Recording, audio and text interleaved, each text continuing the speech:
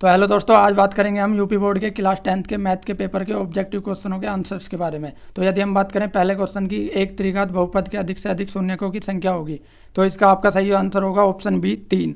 ठीक है। यदि हम बात करें दूसरे क्वेश्चन की, संख्या 140 का अभाज्य गुणनखंड होगा, तो जैसे ही हम 140 के फैक्टर्स करेंगे तो आपका सही आंसर आएगा 2 की पावर 2 गुणा 5 गुणा 7। तो इसका सही आंसर हो जाएगा सी, यानी कि 2 की पावर 2 गुणा 5 गुणा 7। यदि हम बात करें तीसरे क्वेश्चन की, तो ये डायरेक्ट आपको फॉर्मूला याद होना चाहिए, भाज्य इक्वल टू भाजक गुणा भागफल प्लस शेषफल। यदि हम बात करें फोर्थ क्वेश्चन की, रेखीय समीकरण x + 2y + 5 = 0 तथा -3x - 6y + 1 = 0 के हल होंगे, तो इसका आएगा ऑप्शन डी। यदि हम a1/a2 = b1/b2 = c1/c2 लगाएंगे तो इसका कोई भी हल नहीं होगा, तो इसका सही आंसर होगा ऑप्शन डी। यदि हम बात करें पांचवें क्वेश्चन की, समांतर श्रेणी -5 -1 3 और 7 का सर्वांतर होगा। यदि हम दूसरे पद में से पहला घटाएं तो -1 और -5, तो हो जाएगा आपका -1 + 5 यानी कि 4। आपका सही आंसर हो जाएगा डी, पांचवें का आंसर डी यानी कि 4। यदि हम बात करें सिक्स क्वेश्चन की द्विघात समीकरण ax² + bx + c का विविक्तीकर होगा, तो इसका आपका डायरेक्ट फॉर्मूला याद रखना है b² - 4ac।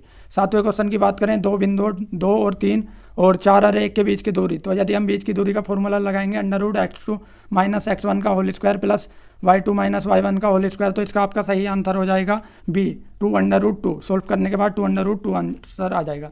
यदि हम बात करें 8 क्वेश्चन की, 3x² - 12x + m = 0 के मूल बराबर हैं, तो m की वैल्यू क्या होगी। तो जैसे ही आप इसे b² - 4ac = 0 रख कर सोल्व करेंगे तो m की वैल्यू 12 आ जाएगी, तो आपका सही आंसर होगा ऑप्शन डी यानी कि 12।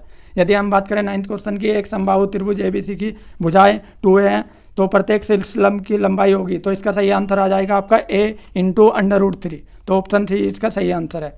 यदि हम बात करें 10th क्वेश्चन की, सारणी का माध्य होगा, आपको सारणी दे रखी है, तो इसका सही आंसर हो जाएगा आपका जो माध्य आप फॉर्मूला लगा के माध्य को सोल्व करोगे तो इसका सही आंसर आ जाएगा आपका ऑप्शन डी 6।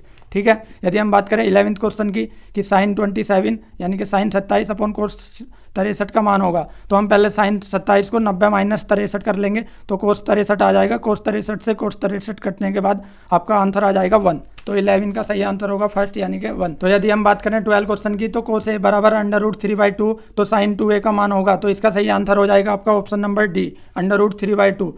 ठीक। यदि हम बात करें 13 क्वेश्चन की, 1 + tan² / 1 + cot² है, तो इसका आपका सही आंसर हो जाएगा ऑप्शन नंबर डी tan² है, क्योंकि 1 tan² लिख लेंगे cot² को और 1 + tan² कट हो जाएगा, तो केवल 1 tan² इसका आंसर आएगा। यदि हम बात करें 14th क्वेश्चन की, तो इसका आंसर सही आंसर होगा ऑप्शन नंबर ए 0 डिग्री। ठीक, क्योंकि sin 2a का फॉर्मूला लगा देंगे, 2 sin a cos a और 2 sin a से sin a कट जाएगा, cos a = 1 आ जाएगा, तो 1 cos 0 की वैल्यू होती है, तो ठीक है, a की वैल्यू आ जाएगी 0। यदि हम बात करें 15th क्वेश्चन की, तो यानी कि 22 सेंटीमीटर परिधि वाले एक वृत्त के चतुर्थांश का क्षेत्रफल, तो पहले 22 सेंटीमीटर परिधि से हम r निकाल लेंगे। r निकालने के बाद हम वृत्त के क्षेत्रफल का फॉर्मूला लगा देंगे तथा उसे 4 से डिवाइड कर देंगे, क्योंकि चतुर्थांश का कहा है, यानी कि 1/4 भाग बताना है, तो सही आंसर आ जाएगा आपका ऑप्शन नंबर सी। ठीक है। यदि हम बात करें 16 क्वेश्चन की, कैप्सूल का संयोजन होता है, तो कैप्सूल नीचे से भी अर्धगोले की तरह होता है और ऊपर से भी अर्धगोले की तरह होता है तथा बीच में बेलन, तो इसका सही आंसर होगा एक बेलन व 2 अर्धगोल होगा। यदि हम बात करें 17 क्वेश्चन की, तो इसका सही आंसर होगा आपका ऑप्शन नंबर डी। फॉर्मूला लगा देंगे mod = 3 मीडियन - 2 मीन, यानी कि बहुलक = 3 मध्यिका - 2 माध्य, तो सही आंसर आ जाएगा 17 का डी 33। यदि हम बात करें 18 क्वेश्चन की, बहुलक वर्ग होगा, तो जिसकी फ्रीक्वेंसी बारंबारता सबसे ज़्यादा है वही होगा, 15 से 20, यानी कि ऑप्शन नंबर बी सही आंसर है। यदि हम बात करें 19th क्वेश्चन की, कि 2 पासों को एक साथ उछालने पर दोनों पासों की प्राप्त संख्याओं का योगफल 10 होने की प्रायिकता क्या होगी, तो इसका सही आंसर होगा ऑप्शन नंबर ए 1/12। यदि हम बात करें 20 क्वेश्चन 20वें क्वेश्चन की, एक बार पासे को फैलने पर समसंख्या प्राप्त होने की प्रायिकता क्या होगी, तो इसका आपका सही आंसर होगा ऑप्शन सी 1/2। ठीक है। इसी तरह आप बाकी 10th क्लास की ऑब्जेक्टिव क्वेश्चनों की आंसर्स की के लिए आप हमारे चैनल को सब्सक्राइब कर सकते हैं। तो चलिए आज इतना ही रखते हैं, मिलते हैं नेक्स्ट वीडियो में, तब तक के लिए धन्यवाद, जय हिंद।